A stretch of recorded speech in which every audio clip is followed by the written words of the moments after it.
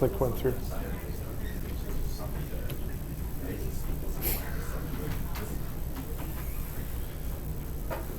So it's time to start thinking about the next exam, which is going to happen next Thursday on Halloween.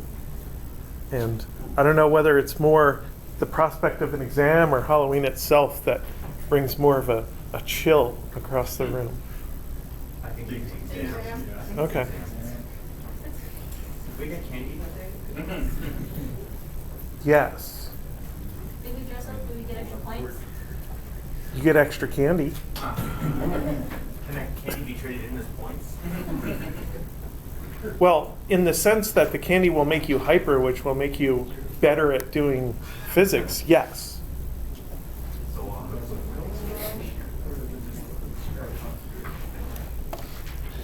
Now, we've been talking about dynamics and forces for the last couple of weeks, and it's time to put a new twist on things. Yeah, it was that bad. I don't know, I kind of felt that little thing I did before buoyancy was worse. So, we definitely know about Newton's second law, which looks something like this. F net is equal to ma vector. Or in one direction, F net x component is equal to ma x component. Today, what we want to do is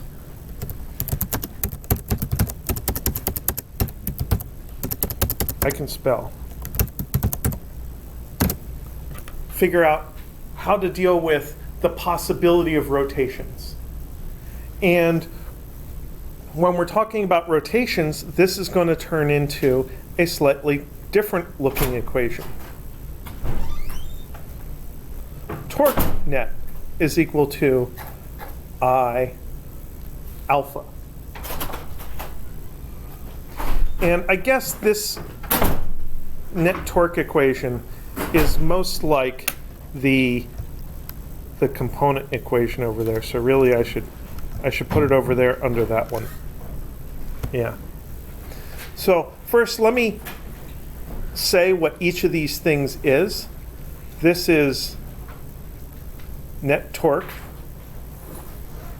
And we're going to spend most of today talking about what torque is and how to understand it a little bit better.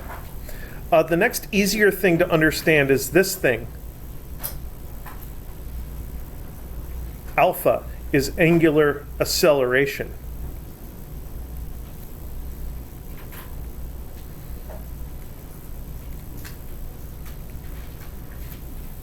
And just like regular acceleration is the rate of change of velocity, angular acceleration is the rate of change of angular velocity. So you can have something that is stationary, you can have something that is steadily rotating but has no angular acceleration, and you can have something whose rotation is speeding up or slowing down. That would be the angular acceleration. And then there's this I quantity. Now, when we looked at Newton's second law, mass in Newton's second law is the difficulty of making something accelerate.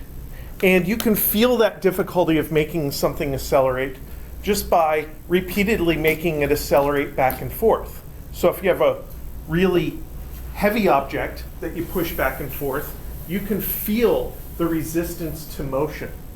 Whereas a very light object, like a really small object like your pen or pencil, does not resist that motion. Well, that I value plays the same role for rotations. It is called the moment of inertia. Now we're going to get into moment of inertia more when we do rotational energy in several weeks. So for now,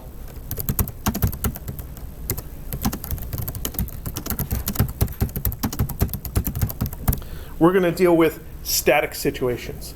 Now in static situations, you don't have any rotation, so you don't have any angular velocity, and hence you also have no angular acceleration. So we're going to have alpha equals 0, and hence torque net is equal to 0. So now it's up to us to figure out what is this torque thing, how do we add up torques to get a net torque, and what are the consequences of it having to add up to 0.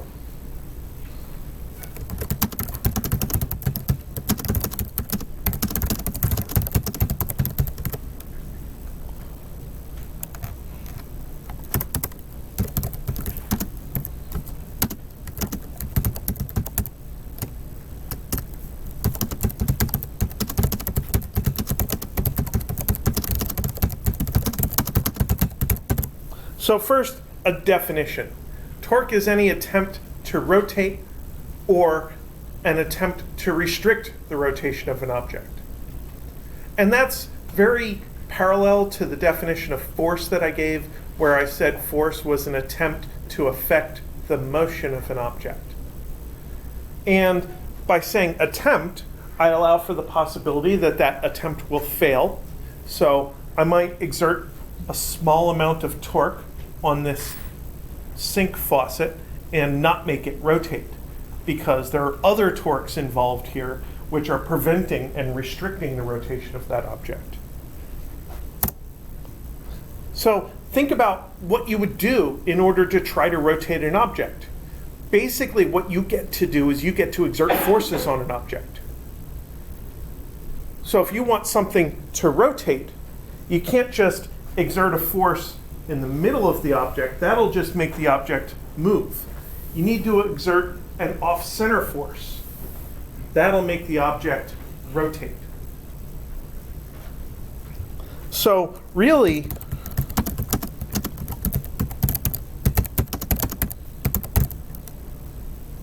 torque is a side effect of force. And that's our primary way of calculating torque, is by understanding what forces are involved and then translating those forces into torques.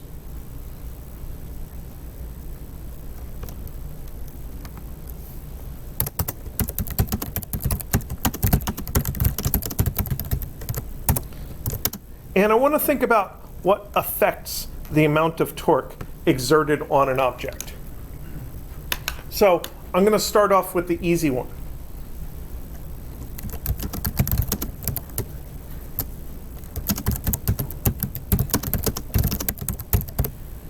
The magnitude of the force affects the amount of torque.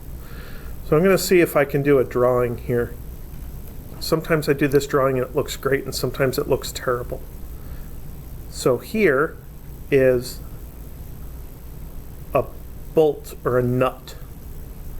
And here is a wrench.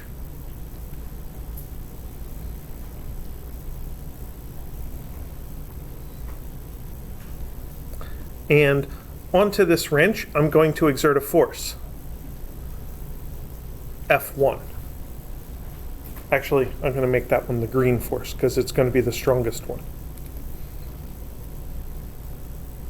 There's F1.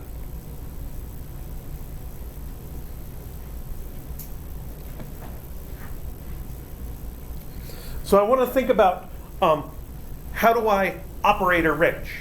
I grab onto the end of the wrench and I push around the bolt or around the nut that I'm trying to turn. So that particular force is basically optimally placed. That's the most amount of torque that I could generate. And I could generate less torque by exerting an F2,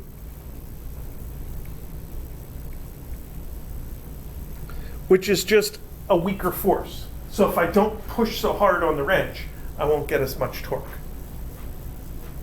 So what are other things that affect the amount of torque that is exerted on a bolt? How could I operate the wrench incorrectly? So the wrench, the physical size of the wrench has an effect. So I call that the length of leverage. So if I exerted another incorrect force here, F3, that has less leverage. So grabbing the wrench down closer to the bolt is not going to exert as much torque.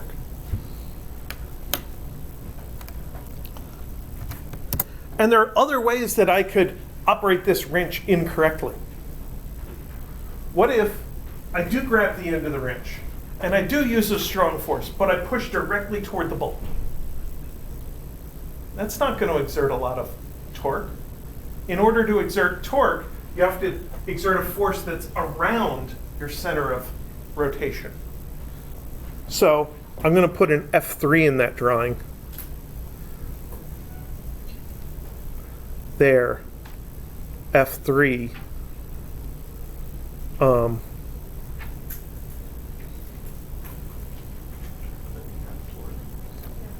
Oh, there, it's F4, which is not perpendicular. In order to exert the most torque, you want to exert a force that is a strong force with lots of leverage, perpendicular to the leverage.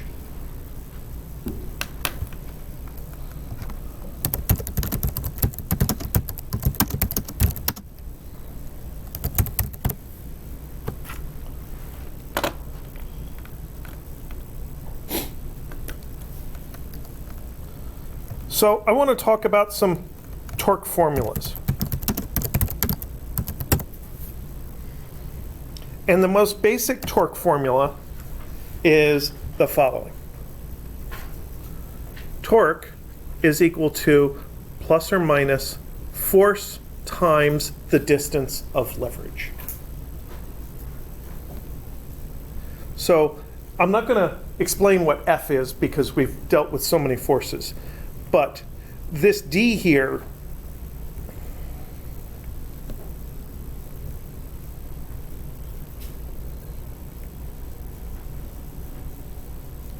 is the perpendicular distance of leverage.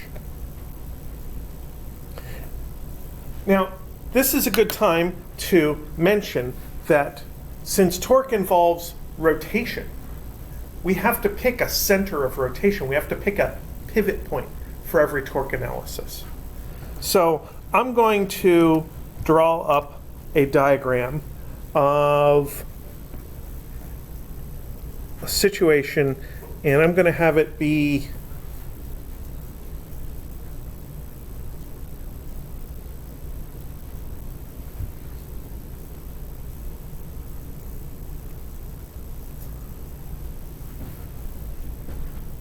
that side. Yeah. We're going to have a floor and a wall.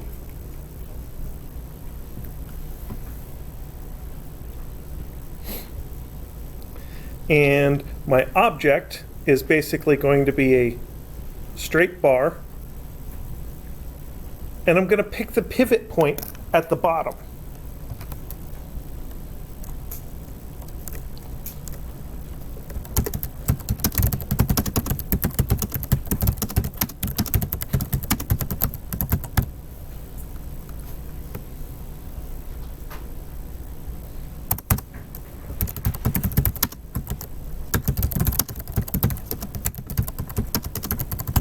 So we're going to consider something leaning against the wall. So this could be me. So I could just lean forward a little bit and be leaning against the wall. And I don't really want to worry about the friction forces involved. I just want to know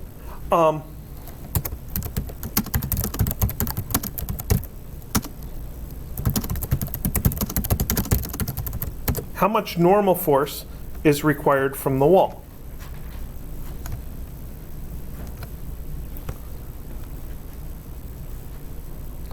And in order to calculate that, I can't use my regular force analysis because there's really not enough information about the forces involved.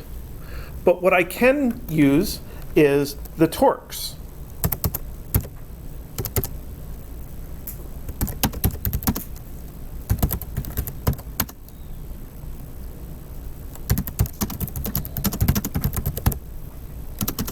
And the basic philosophy we have to use is the total torque, the sum of all the torques, has to be 0. The torques have to add up to 0. So there's obviously some torques here, because if I eliminated the wall, then the object would fall down. Or if I eliminated gravity, maybe if I pushed extra hard on the wall, then the object would stand up.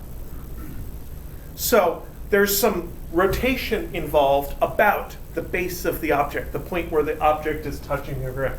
I'm going to take that to be my pivot point for this analysis. And there are two relevant forces that I can think of. One is the force of gravity.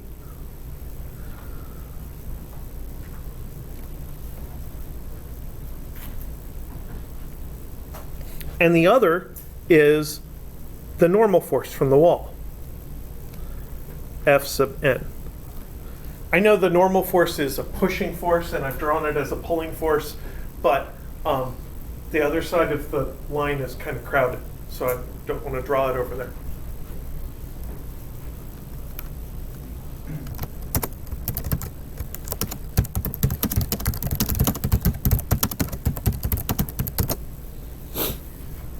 So that normal force is pushing my object that way. It's trying to make my object stand up.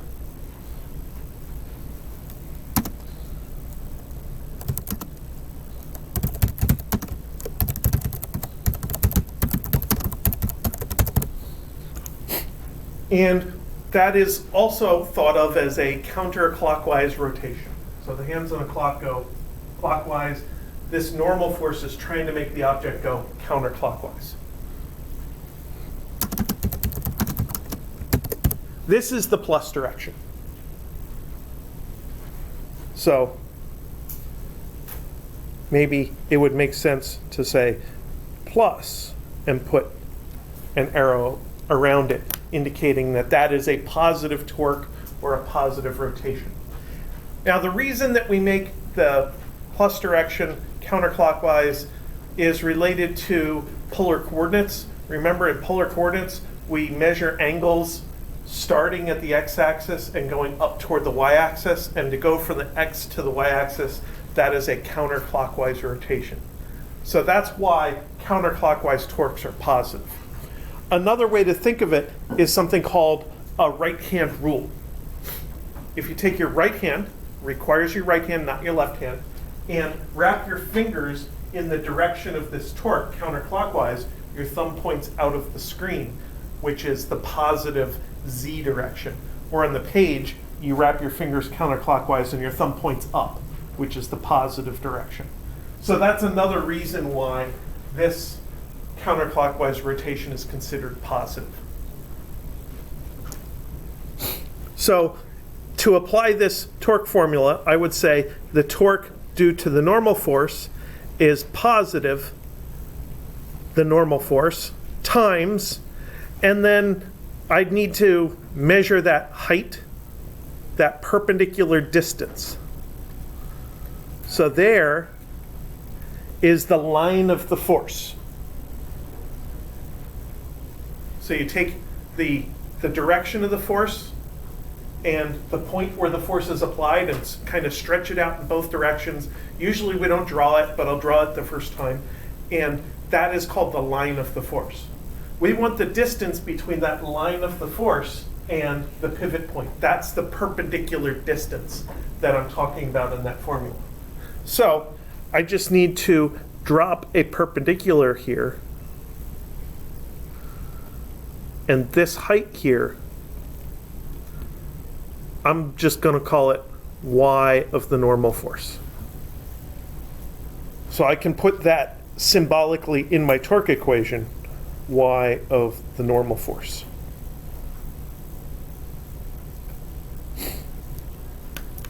So that's one of my forces.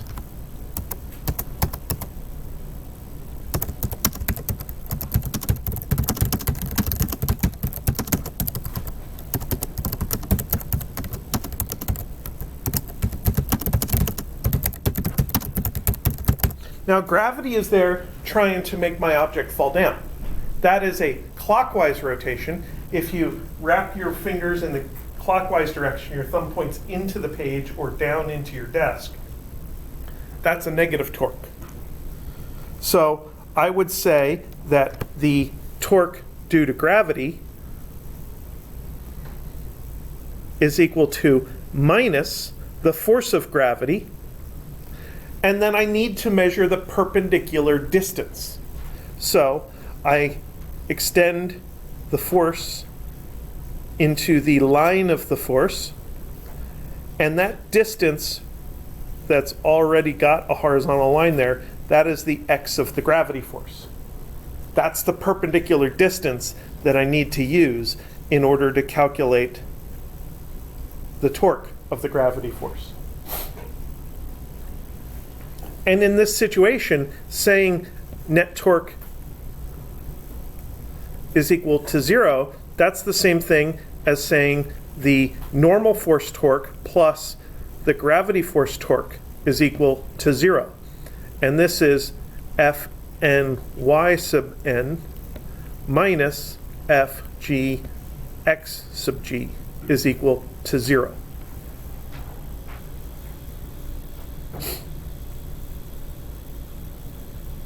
In other words, Fny sub n equals Fg x sub g.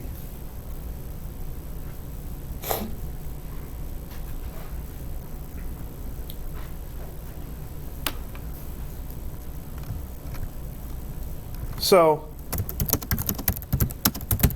if my feet are, say, 1.0 meter from the wall, and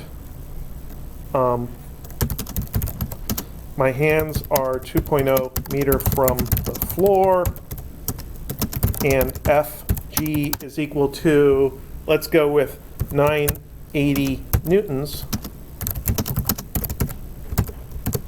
What is the normal force?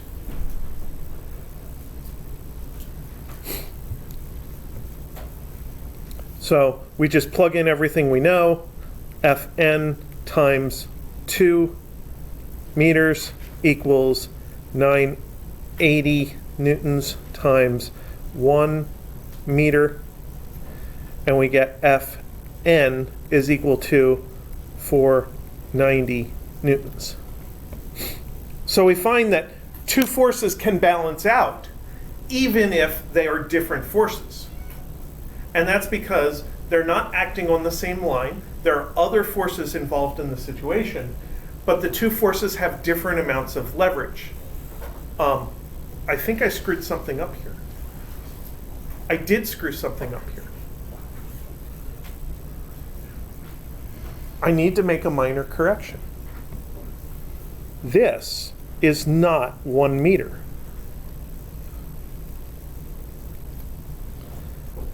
Xg is only 0.5 meters. Because if my feet are a meter from the floor, gravity is only a half a meter from my feet. Because gravity is exerted at the middle of an object. We'll get to that. So the y for the normal force is the full 2 meters of height. But the x for gravity is only half the distance between the feet and the wall. So that means that this is not 490, it's 245.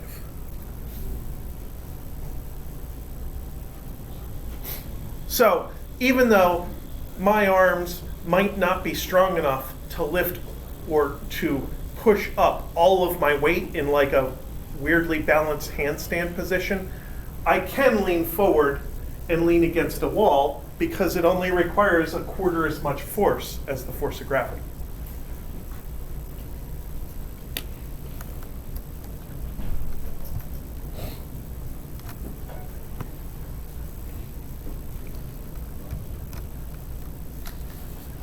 So that's the most basic torque formula, is to calculate torque as the force times the perpendicular distance.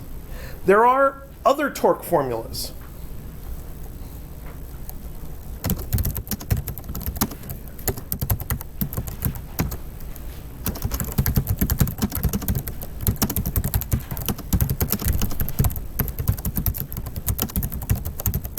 Sometimes we don't know directly the perpendicular distance. Sometimes we know a diagonal distance.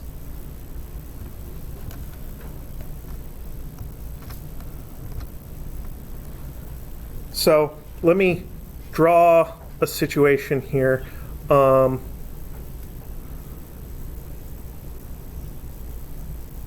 Here's a wall,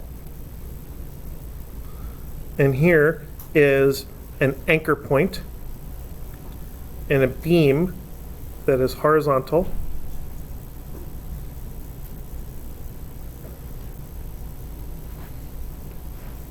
And then there is a cable here.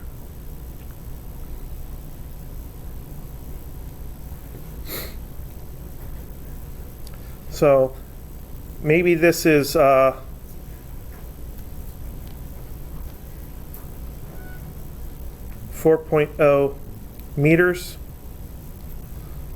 from the wall to the end. And maybe we have a force of gravity here.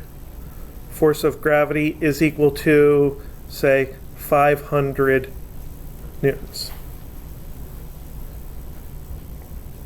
And then we're going to have here a force of tension. And this force of tension is exerted at an angle. Theta is equal to, let's pick an angle that's not 30 degrees. Let's pick 20 degrees. I don't know if I drew a 20-degree angle, but I'm going to make it 20 degrees in the analysis. So in this situation, it's kind of a pain in the butt to find that perpendicular angle. You kind of have to like find a right triangle in here somewhere.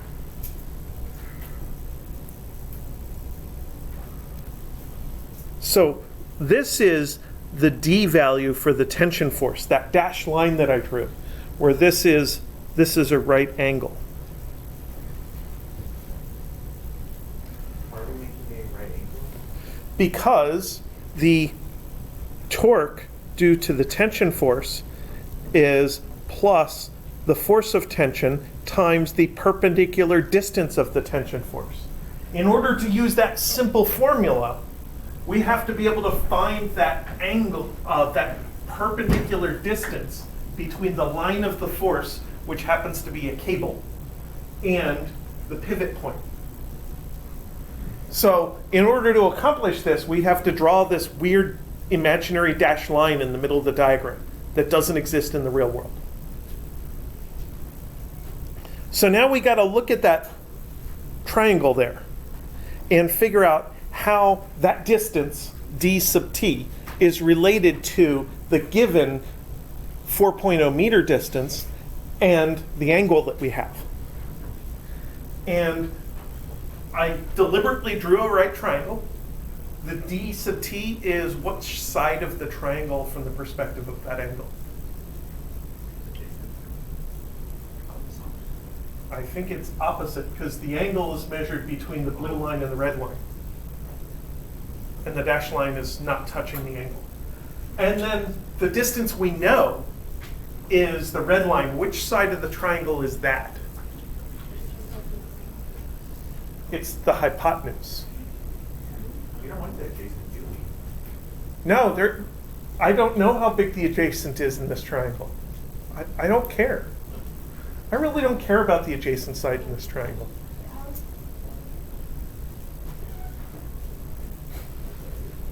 the hypotenuse is across from the right angle. Oh. Yeah. I'm not talking about the big triangle. I'm talking about the little triangle that I drew between the dashed line and the angle. Yeah. This is why I don't like the dashed line, because it's confusing. But we can hopefully see that the d sub t now is 4.0 meters times the sine of 20 degrees.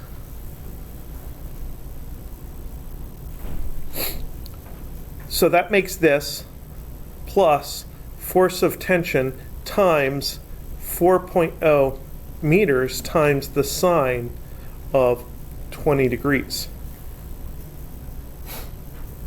That makes me wish that I could just generalize this and use a formula that looks like this in the first place without doing the geometry, without drawing the dashed line. And you can definitely do that. So this is torque is equal to plus or minus Fr sine of phi.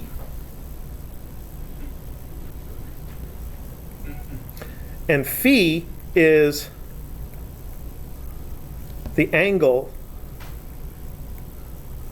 between the force and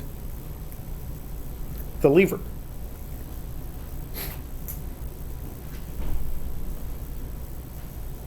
And in this particular case, the phi from this generic formula is the theta from this drawing. So that theta is the phi angle that we care about. And that's another torque formula that we can make use of in order to turn the generic torque that we have to add up all the torques and make it equal to 0 into some expression involving given quantities, given lengths, given angles, and things like that. As long as we can relate the angles in our drawing to the phi angle, which is the angle between the force and the lever.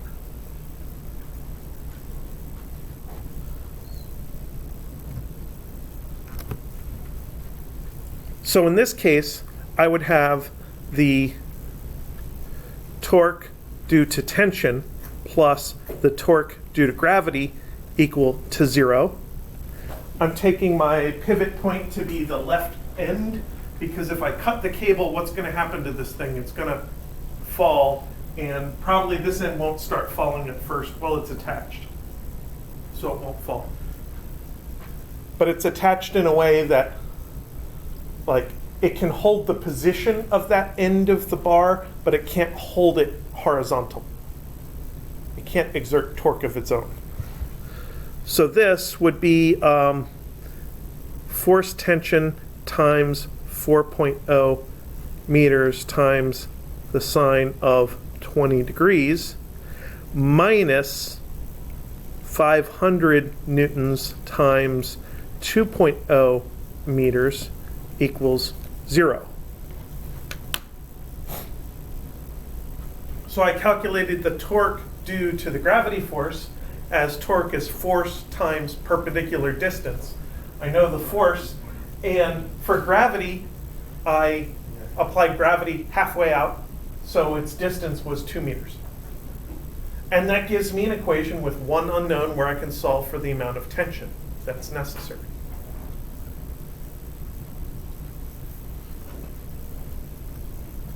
Why do you only do gravity halfway out? Because you could take this thing and if you just tried to balance it on your finger without any other forces, you'd have to put your finger under that spot in the middle. So if I have something that is a beam and I hold it at the middle, it'll balance. If I try to hold it here, it won't balance. So that the place where you put the gravity force is the place where it balances.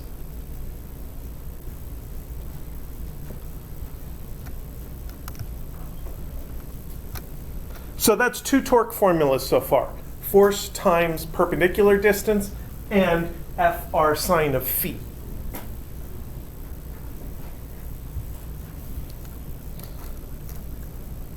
Now, sometimes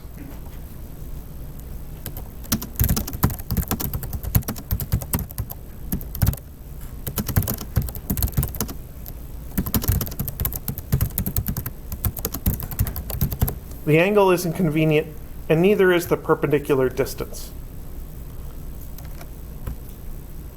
So what you could do is you could take our formula we just had, torque is equal to plus or minus Fr sine of phi, and group it differently. Group the terms differently. Make it plus or minus R times F sine of phi.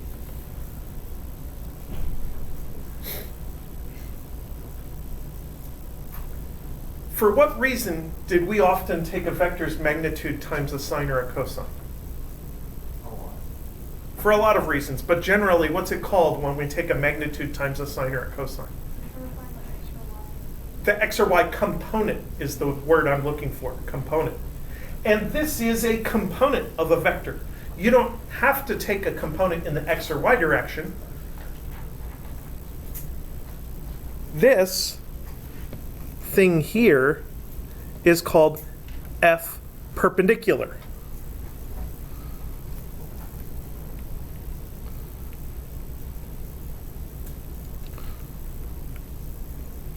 That's the component of F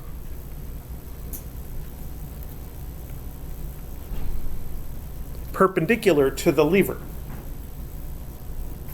I don't know whether it's supposed to be pronounced lever or lever, so I keep going back and forth between the two pronunciations. One thing I do know is the word leverage is pronounced leverage, not leverage, because it just sounds weird to say leverage. I don't think I've ever heard anybody say that. So now we have another torque formula. Torque is equal to plus or minus RF perpendicular. And that highlights the idea that if we want to exert torque about some pivot point, we have to exert a force that tries to push something around the pivot point.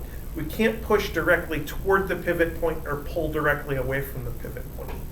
That won't by itself exert a torque. We have to have some perpendicular component of our force.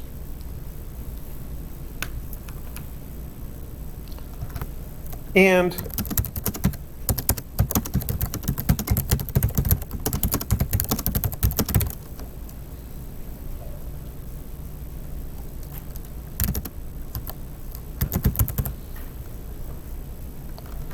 ultimately, we can just use components of both the force and the lever.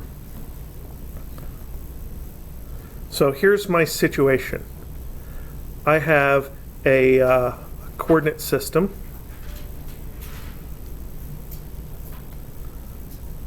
And here's my R vector is at a shallow angle.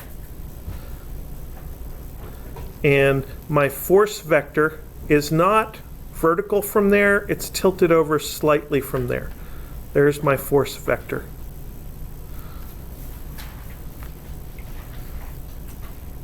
And when I break R into a triangle, it's called X and Y. When I break the force into components, it's called F sub X and F sub Y.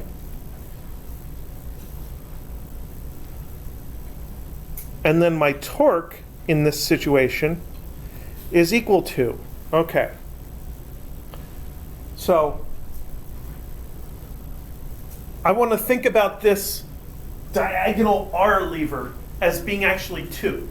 There's an X version and a Y version. So the X portion of the lever only feels the torque from the Y portion of the force. because the y portion of the force is the one that's perpendicular to the x portion of the lever. So if I take my x portion of the lever times the y portion of the force, that's part of my torque.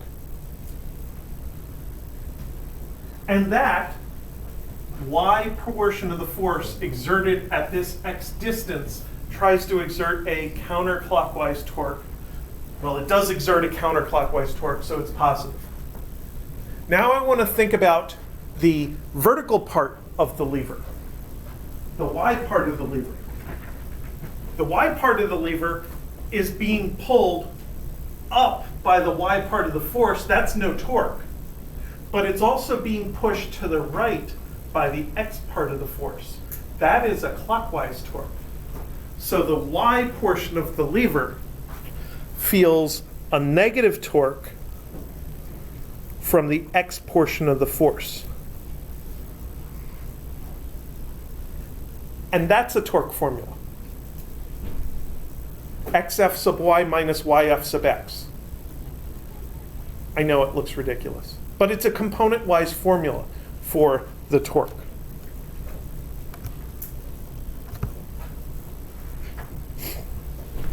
And that is related to a computation that can be done with vectors called a vector cross product. Has anybody seen a vector cross product before? It's something you'll go over in Calculus 3, and it's something we'll use a bunch in Physics 2 if you take Physics 2 with us, because it's used with magnetism all the time. And basically the vector cross product here is the torque vector is equal to the r vector times the force vector. And I like to circle my time symbol because there's x's in the other formula, and I don't want my time symbol to look like an x.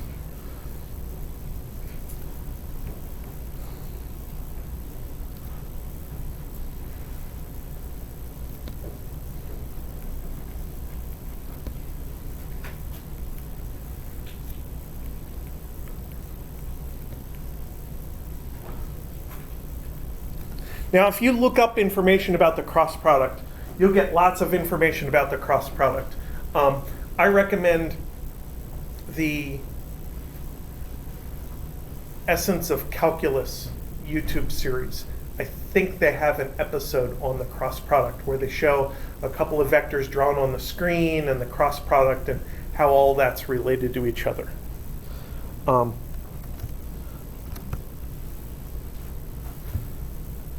Three blue, 1 brown.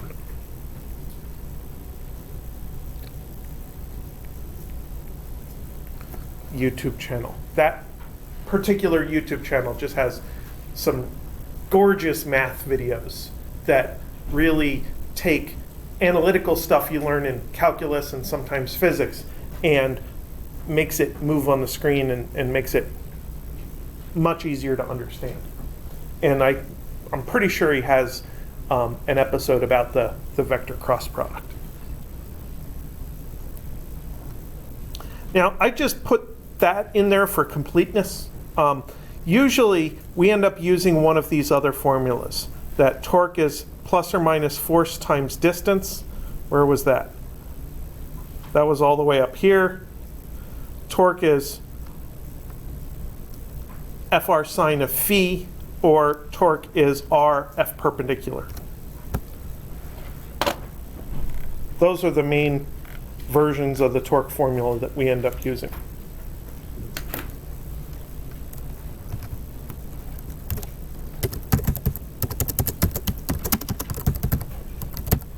So, as an example, I want to talk about a seesaw because it's fun. So for every situation, we tend to do a drawing. So here is my drawing of a seesaw beam. And I'm going to put on this side a little M1 and on this side, a big M2. So, trying to draw M2 as deliberately larger than M1. And then every good seesaw has a balance point, and I'm going to put this balance point over here because I want the seesaw to balance by itself. I don't want to have the adult on the seesaw have to put their feet on the ground.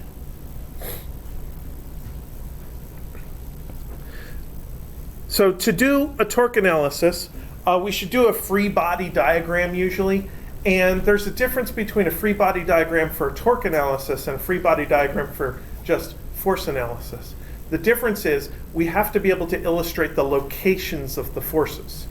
So we can't just draw our object as a dot. We have to draw a physically sizable object.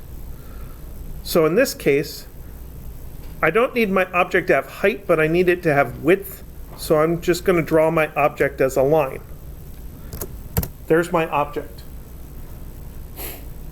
And I need a force from M1 that I'm going to call F1.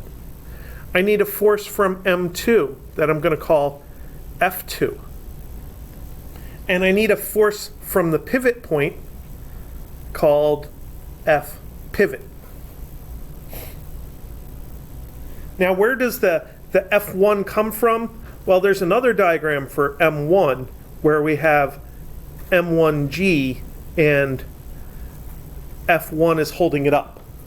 So that upward normal force holding F1 up is the Newton's third law counterpart to this F1 normal force pushing the left end down.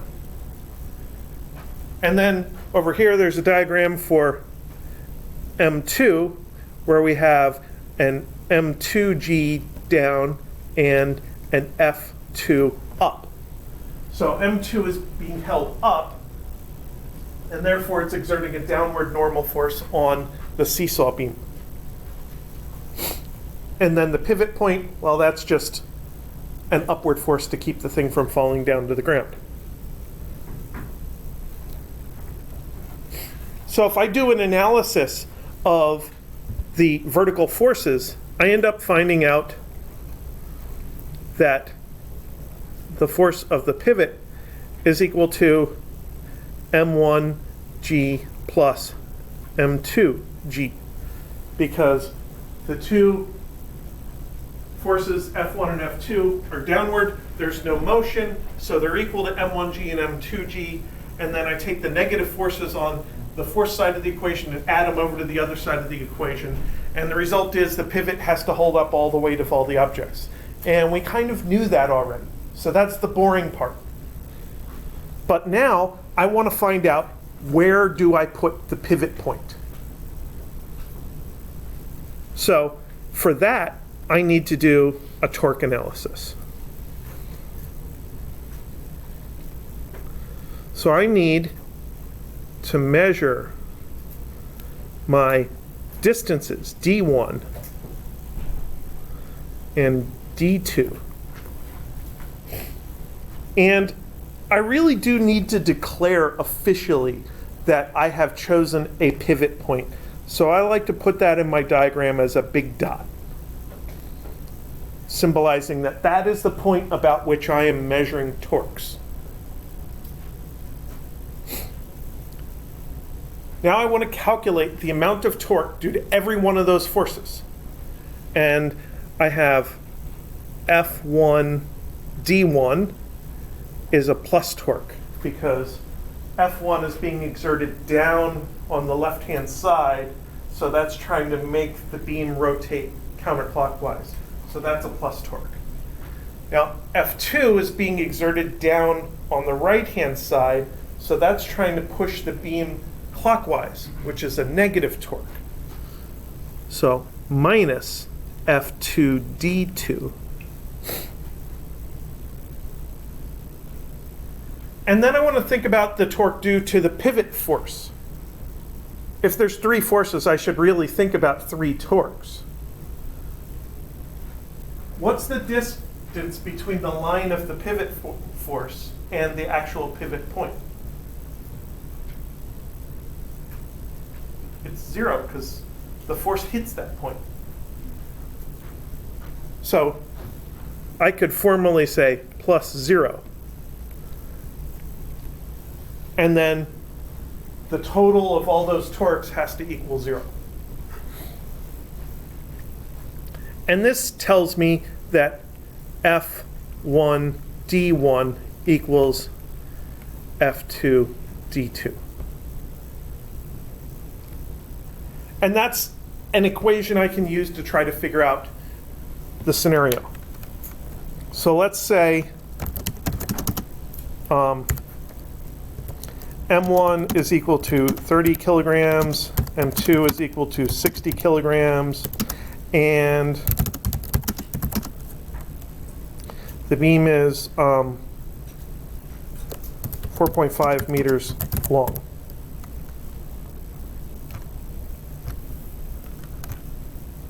So my torque analysis tells me that M1 D1 equals M2 D2. I've canceled out the G's because each force is the mass times G, but they both have the same G, so I can cancel that out. So this is saying 30 D1 is 60 D2, or D1 is 2 D2. Now what do I do with that 4.5 meters long? How are the distances related to that 4.5 meters long?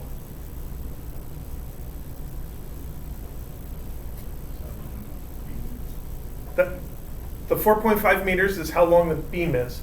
I need to build a mathematical equation that uses those variables and the value 4.5 meters. They have to add up, yeah. So that's my other equation. D1 plus D2 equals 4.5 meters. And since if I put units there and it's a quantity, I like to put it in parentheses because I have m's over here as variables, and this m over here is a unit, so I don't want this to look like a variable m. This is the unit meters. So now I can plug that in there. 2d2 plus d2 equals 4.5 meters, or d2 is equal to 1.5 meters. And then over here, d1 is 3.0 meters.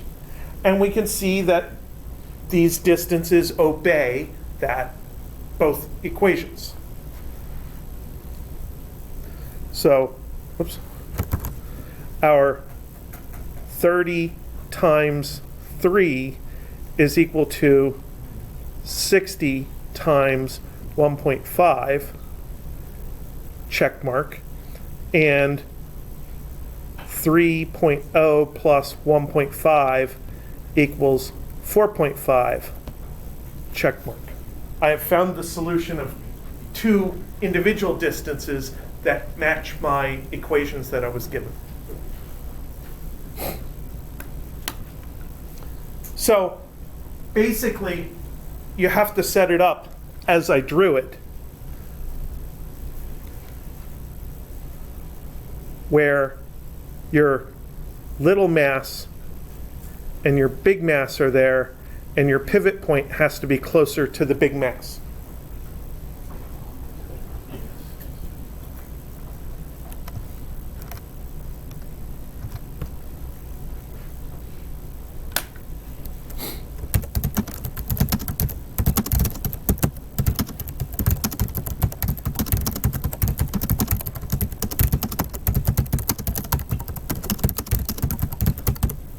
Now that has a special name.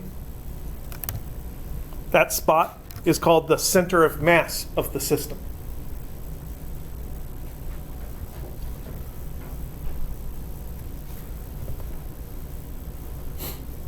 And the easiest way to think about how to calculate the center of mass is that the total mass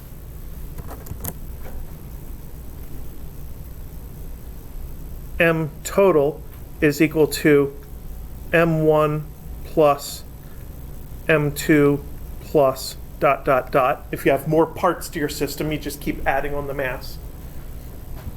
And our m total times our x of the center of mass is equal to m1 x1 plus m2 x2 plus ...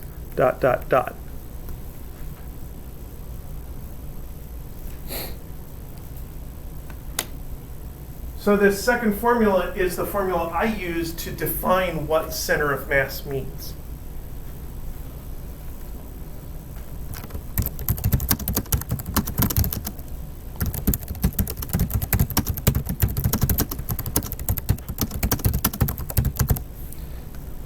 One word or phrase you may have heard before that is related to center of mass is the idea of a weighted average. This is actually where we get the phrase weighted average. Because really we are calculating the average of all the x values, the position of every part of our system. Imagine that all the m's were 1. Then this would just be x1 plus x2 plus x3, blah, blah, blah. You'd add up all your x's. And then how would you calculate x center of mass? You'd divide by the total. You'd divide by the number of things. And the only difference between a plain average and a weighted average is with a weighted average, you have to multiply each thing by its corresponding weighting factor and then divide by the total weighting factor in order to calculate your weighted average.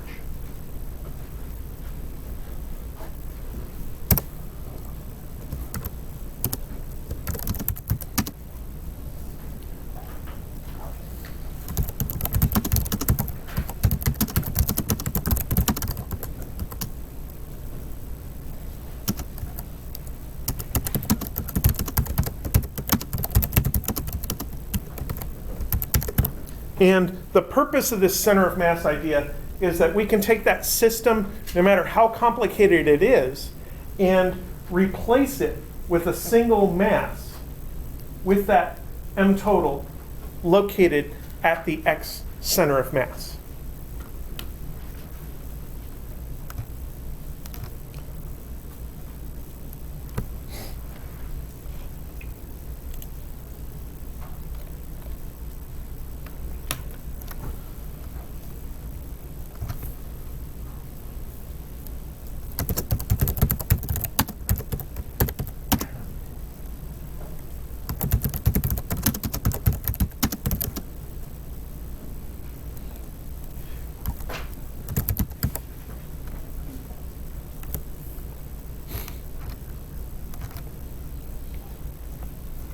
Now, here's an interesting center of mass situation.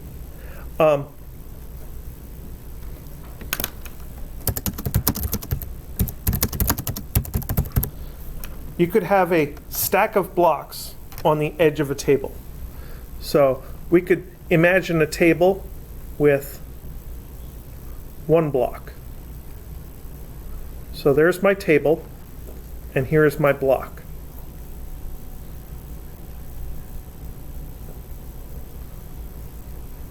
And as long as we locate that block so the center of mass is, so the center of mass is actually over the table, we're okay.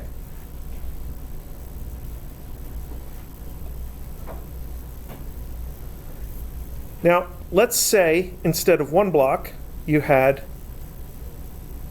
2 blocks. So there's my upper block with its center of mass.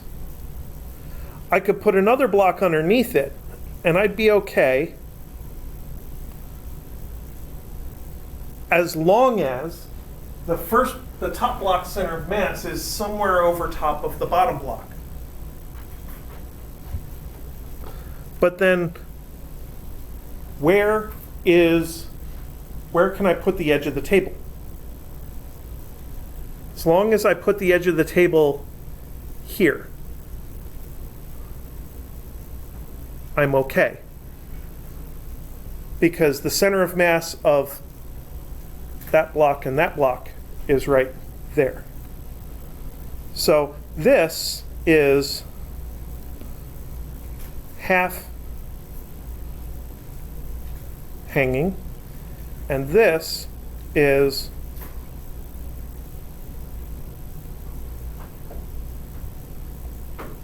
how much? I think it's 1/4 hanging.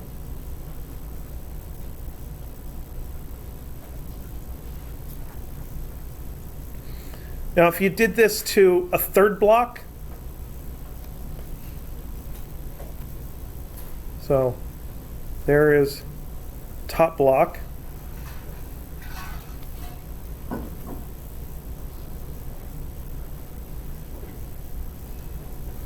There is the next block, which I want to put right there. I didn't want to hit that.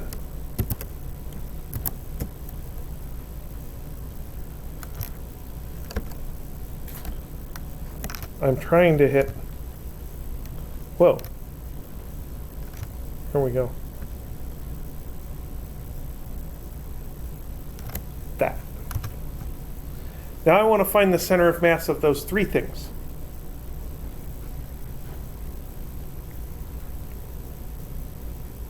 So there's this one, and this one.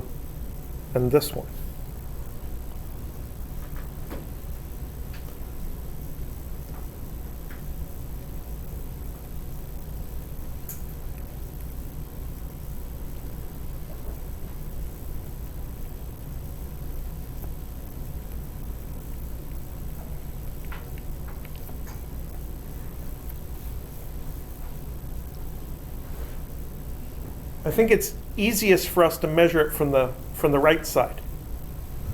So this is 1/2, and that is 1/4. So this is x1 is 1/2. This is x2 is 1, because the x value is halfway over plus half of the first block. And then this one here is x3 is 1/2 plus 1/4 plus 1. Basically, it's 1/4 more than the previous block was.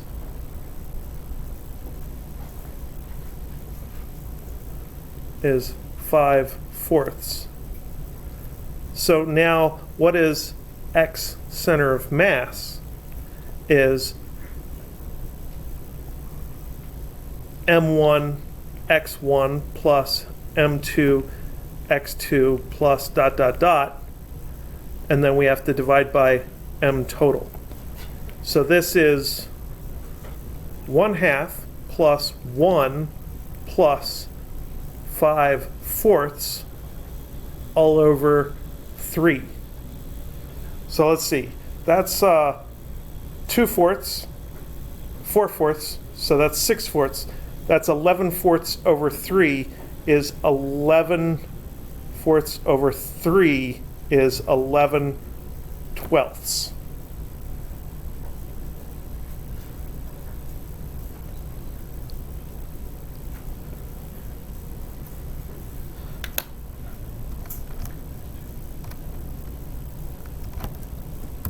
So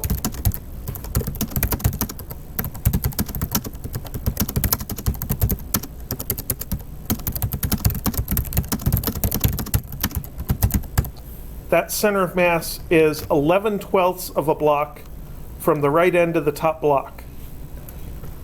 So how much is the bottom block overlapping the table? Because we have to put our table down here.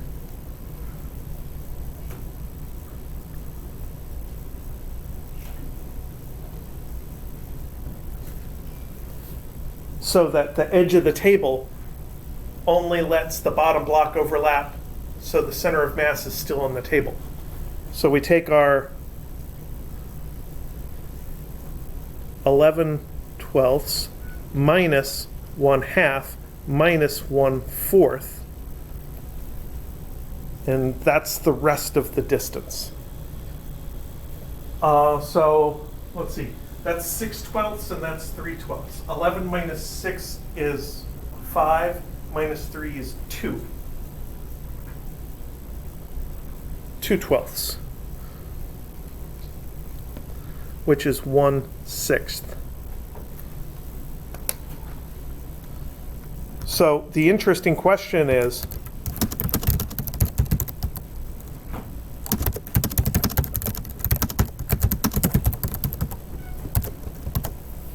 what's the pattern in how much each block overlaps?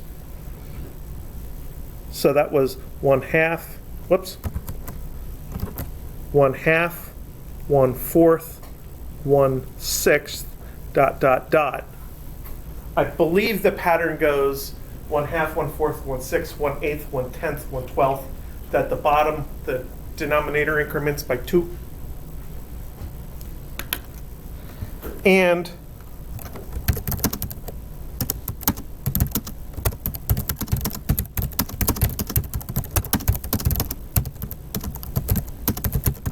how far out can that top block get? So let's say we had a stack of 4 identical blocks, or 5, or 6, or 7. Is it possible to stack up enough blocks that that top block can actually get out over the edge of the table? So if it was looking down, it wouldn't see anything but blocks underneath it, no table?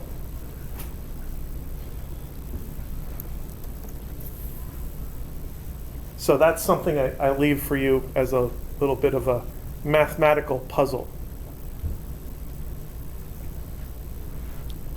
All right. I think that is what I have for today.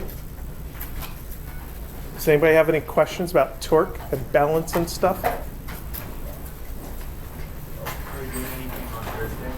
Are we wearing anything on Thursday?